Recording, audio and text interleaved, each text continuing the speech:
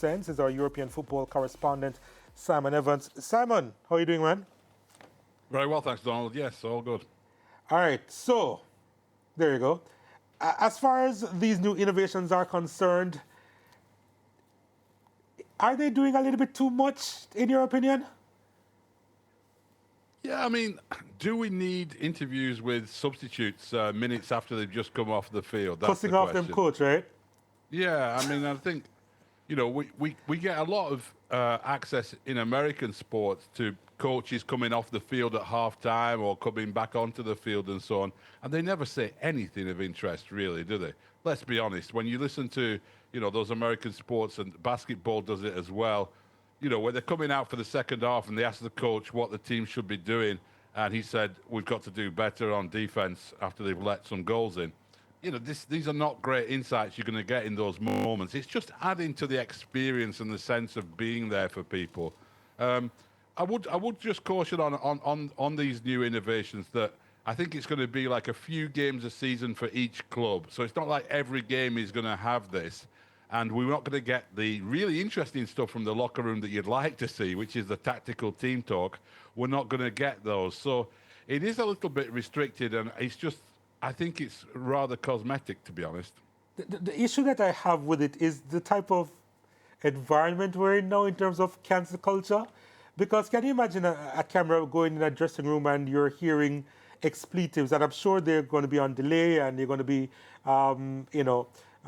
we're going to be hearing bleeps and stuff like that. But as far as that is concerned, and the camera is going on the pitch when players are celebrating, and in the celebration a player says something off, and then at the end of the match he has to apologize. Like, there are so many things that can go wrong with these innovations, especially in today's society where it's so easy to cancel someone.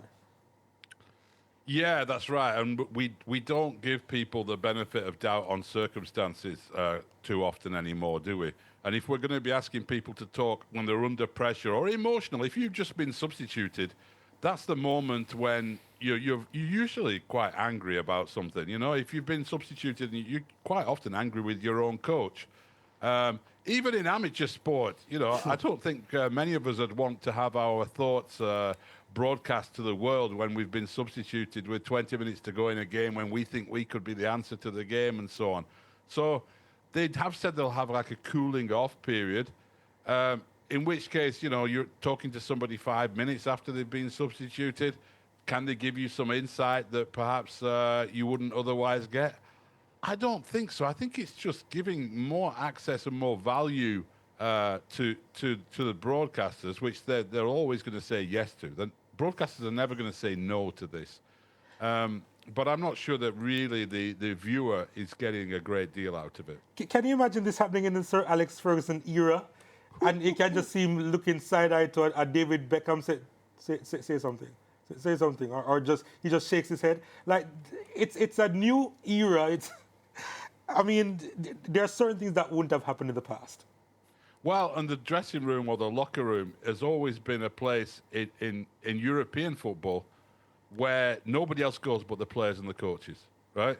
So in American sports, the media have always been allowed to go in there. When I came to work in the United States and started covering the NFL and the NBA, I was astonished that I could walk into the locker room and that I could walk up to a quarterback just after a game and start talking to him about the game. It is astonishing here, and British journalists who come over and go to NBA games, they can't believe the access that they get. Major League Soccer has a problem over here where it has always tried to allow that to continue in soccer, but players come from Europe and elsewhere, and they're like, "What? You allow journalists in the locker room?" It just never happens in Europe. So I'm very surprised that the locker room is being opened up. Now, we've started to see celebrations from the locker room after big wins and titles are won and cups are won and so on.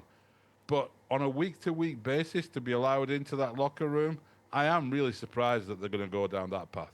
Do you think, Simon, that this takes away the essence of the overall broadcast? And I'm going to just piggyback on the point that you said, because you said like when a team wins and you get to see them celebrate, I think that always adds to the overall production, right? Now, if you're seeing that every week, you're seeing players angry, you're seeing the managers talking to them, you're seeing them celebrating, some upset. I feel like that final moment, it doesn't mean as much because you're so used to getting it now. Yeah, it does devalue it. I think you're right, and I think if you go into most locker rooms after a game, the time that they're going to allow you to film, they're going to tell the players that they're being filmed, right? So you're not going to get the raw emotion of it, and it's going to be very quiet and maybe a little bit of a fake situation, to be honest, because you might get something like a captain saying something super positive just to create the right impression, when in reality maybe there's a big argument going on there, but that's not going to happen when the cameras are there. So I think it does. It will. I think you're right with your point, but I also think that we won't really get to see what goes on in locker rooms. Yeah, and another thing I always, whenever it's a sport, I just want to know how does this affect the overall quality of the sport itself, right? And what's for sure in my time, covering sports, Simon, whenever things don't go a player's way, sometimes they react in the heat of the emotions. I always say sport is emotional. Players want to win. Nobody likes when they're substituted. Nobody likes when they lose and all of that. So I take that situation to match it to the overall product and the overall result. So let's just say a player comes off, they're upset for being substituted, they didn't want to, they react on camera, and then it affects the overall team's performances because let's just say in one instance, they say something that is offensive, to the coach or a player or something like that. And again, I'm saying this is on the height of emotions. Now, if they had the time to sit down with themselves and, really reflect, maybe they would not have said it because, it's just a human thing to react sometimes. How does that affect the overall team performances? What if it messes up the chemistry within the squad if somebody says something that coach or the rest of the players don't like? Yeah, I mean, they're going to do their best to avoid doing that, aren't they? So what we're actually going to get is going to be a self-censored version. I mean, if a substitute is angry when he comes off and then the TV cameras come up to him, he's probably going to say either go away, I don't want to do this, or give me a bit of time. And then when they come back, he's going to go, yeah, the coach has to make his decision or what. He'll say something bland. If he does come out and give this emotional reaction to being substituted, you're right, it can impact the team morale. If they say something offensive as well, as I say, as a society, we're not interested in hearing excuses anymore, like people were emotional, they were upset, they were tired, or all kinds of other things. Oh, he said it, he shouldn't have said it. So, yeah, I don't like the substitute one. I don't mind so much going into the locker room. I don't really mind that much the cameras coming on to get a different angle of celebrations. One thing I really do like in this Club World Cup we've got at the moment that's going on in the United States is the ref cam. And that gives us a really interesting view of the game from the perspective of the referee. Now, I'd like to see that used in football much, much more widely than it is at the moment. It's being trialled by FIFA in this tournament, and I think that adds real value and a different viewpoint. You get a great view of goals as well from the ref's position on the field. Not only that, but if players are in the face of the referee, they can be filmed. So it's a deterrent against that kind of behaviour. So there are some interesting things that could be good. I'm not really sure that these three things that the Premier League are talking about are really going to be massive step forwards. And we hear this phrase so much in the NBA and in the NFL, right? I'm just here to do this because I don't want to get fined.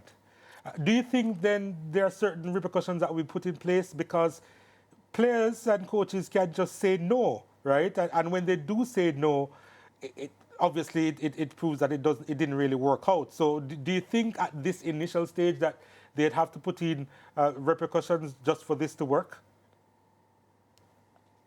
Yeah, I don't know. It depends how important it is to everybody, and I think they will have to encourage. But you're right, there are these punishments that you can get for missing media duties.